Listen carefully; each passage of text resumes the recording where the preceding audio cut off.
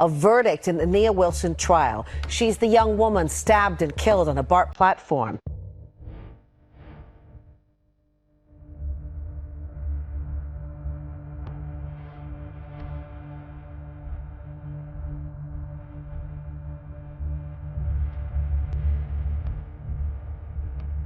Nia Wilson, an 18-year-old with dreams of becoming a paramedic, was a shining light in her Oakland, California community, known for her talent, kindness, and ambition.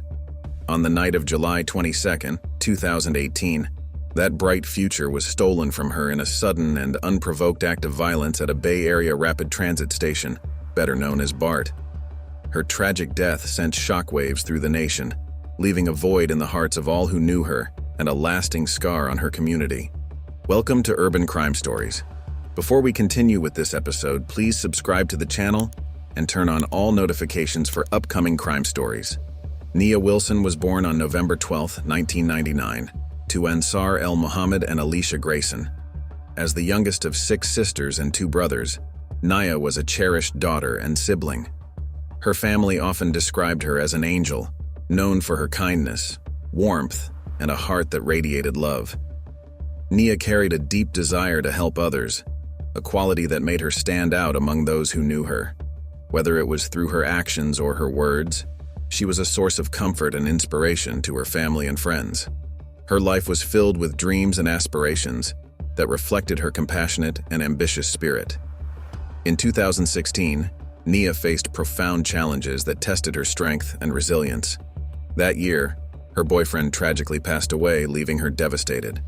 The loss weighed heavily on her young heart, but she remained supportive of others in their grief. At a vigil held for her boyfriend and his best friend, who had drowned in a reservoir, tragedy struck once again. As a crowd of 3,000 people gathered to honor their memory, a gunshot rang out, striking 16-year-old Regina Jeffries in the neck. Jeffries, who stood next to Nia at the time, fell critically injured. True to her compassionate nature, Nia stayed with Jeffries, comforting her and ensuring she received medical attention. This act of bravery amidst chaos exemplified Nia's selflessness and strength in moments of crisis. Despite these hardships, Nia remained determined to achieve her goals and live a life full of purpose. She graduated with honors from Dewey Academy, a continuation school in Oakland, demonstrating her commitment to education and personal growth. Nia had big dreams and a clear vision for her future. She hoped to become a paramedic, inspired by her desire to save lives, or to explore careers in the military or the music industry. A natural performer, she excelled in poetry, singing, and dancing, passions that allowed her to express her creativity. She and her cousins formed a music group called Girls and the Hood, where she showcased her talent as a rapper and performer. Nia's individuality was unmistakable.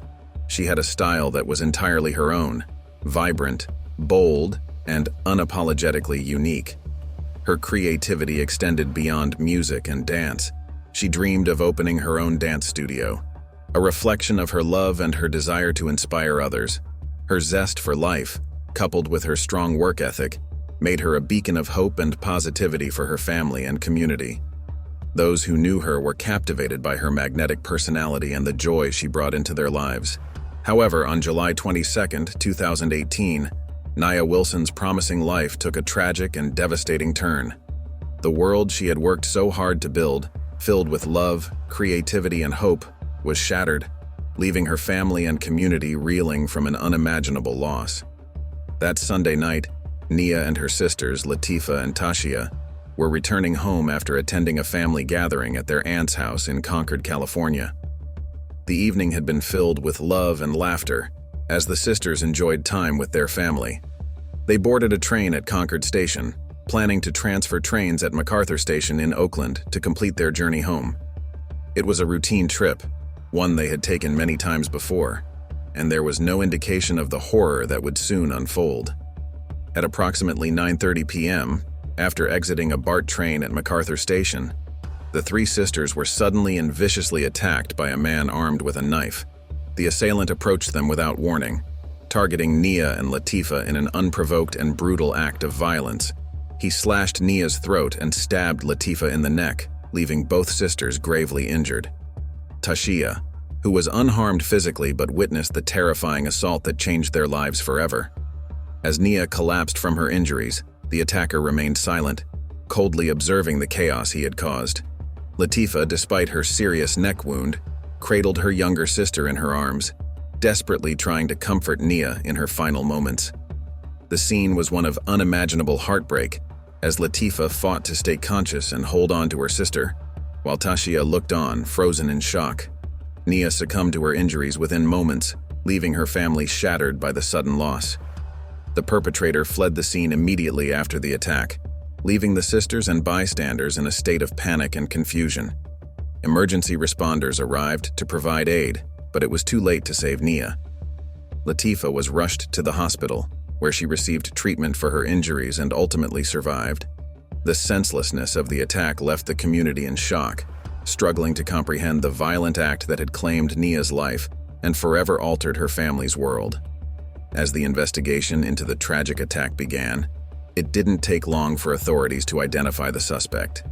Using surveillance footage from the BART security system, witness statements, and physical evidence left at the scene, police identified John Cowell as the perpetrator.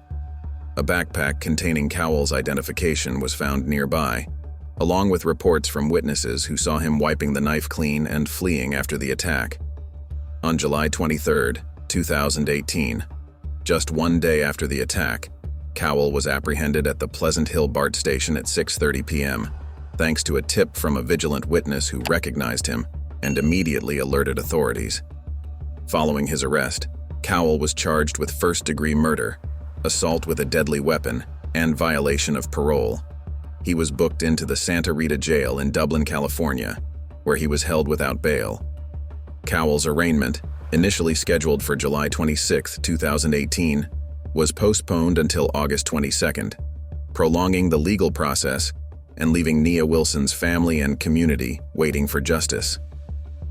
The attack's brutality and the seemingly random nature of the crime fueled speculation about Cowell's motives, prompting widespread debate and outrage. In their interactions with law enforcement, the Wilson sisters stated they had never seen Cowell before the attack, adding to the confusion about why Nia and Latifah were targeted. Many in the community believed the act was racially motivated, sparking discussions about the prevalence of racial hatred and white supremacy. Activists and supporters of the Wilson family argued that Nia's murder was a hate crime, pointing to the racial disparities in similar acts of violence and the ongoing threat faced by Black communities. Cowell's parents released a statement suggesting that their son's mental illness may have played a role in the attack. Diagnosed with bipolar disorder and schizophrenia, Cowell had a history of mental health challenges, which his family claimed might have influenced his actions. However, this explanation did little to ease the anger and grief felt by Nia's loved ones. While some questioned whether Cowell's mental health diminished his culpability, the Wilson family and their supporters maintained that the attack was deliberate and rooted in racial bias. Further complicating the narrative, reports surfaced about Cowell having a Black friend with whom he shared a matching tattoo. The San Francisco Chronicle and the New Yorker addressed the tattoos, with the latter asserting that they were not definitive evidence of whether the crime was racially motivated. Despite this, the debate over Cowell's motives and the systemic issues surrounding hate crimes continued, as the case highlighted both the pain of Nia's family and the broader societal struggles with violence and racism. On August 22, 2018, Alameda County prosecutors escalated the charges against John Cowell by adding the aggravating factor of lying in wait. This additional charge significantly raised the stakes, making him eligible for life imprisonment without the possibility of parole or even the death penalty if convicted. However, Cowell's legal team requested more time to review the evidence, leading to a postponement of his plea entry to September 14, 2018. The delays frustrated Nia's grieving family, who anxiously awaited justice for their loved one. When September 14th arrived, the defense again delayed entering a plea. They cited the need to review key evidence, specifically the prosecution's video footage of the fatal stabbing. This pushed the plea entry to October 26, 2018, prolonging the already slow-moving legal proceedings. The defense's approach underscored the complexities of the case, while further extending the emotional toll on Nia's family and supporters, who were forced to endure repeated delays in the judicial process. By October 11, 2019, the case saw another turn as Judge Kevin Murphy allowed Cowell's public defender to submit a sealed motion to dismiss the charges. The motion was scheduled for arguments during open court proceedings on November 22, 2019, when Cowell was also expected to formally enter a plea. Despite lingering questions about Cowell's mental state, the court had declared him competent to stand trial in July 2019 after 3 court-appointed doctors provided conflicting evaluations. One determined him incompetent, another deemed him competent, and a third could not reach a conclusion, leading to heightened scrutiny of Cowell's mental health and its role in the case.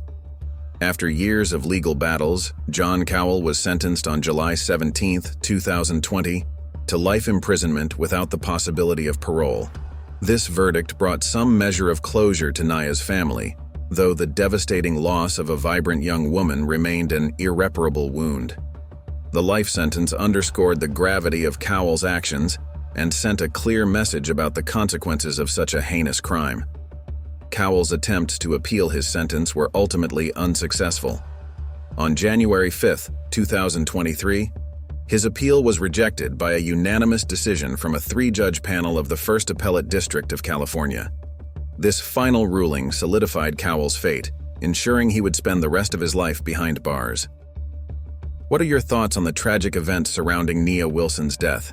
Do you believe the criminal justice system handled the case effectively, especially regarding public safety and mental health concerns? Share your thoughts in the comments down below. Remember, if you are new to the channel, please subscribe and turn on all notifications for upcoming episodes. We greatly appreciate your support. Until next time, I will see you with another episode of Urban Crime Stories.